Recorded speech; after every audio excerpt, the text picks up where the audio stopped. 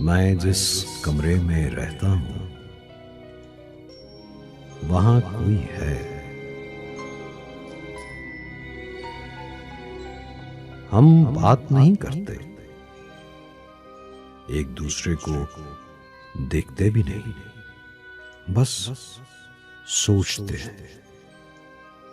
میں اسے اور شاید وہ مجھے.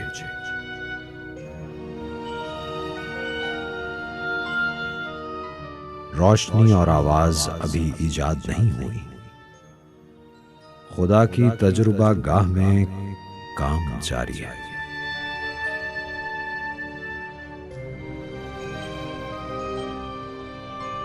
میں کمرہ بانٹ نہیں سکتا کسی کے ساتھ، میں تنہا جینا چاہتا ہوں.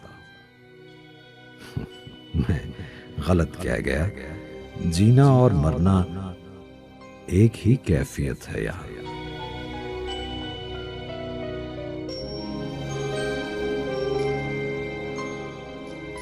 شاید اس کا بھی یہی خیال ہے،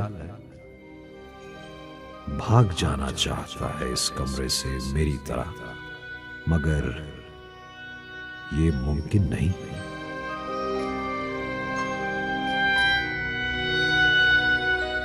اس کمرے کا کوئی دروازہ نہیں.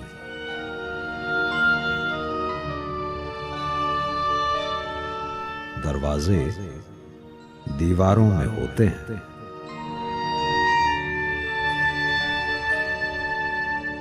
اس کمرے کی کوئی دیوار نہیں.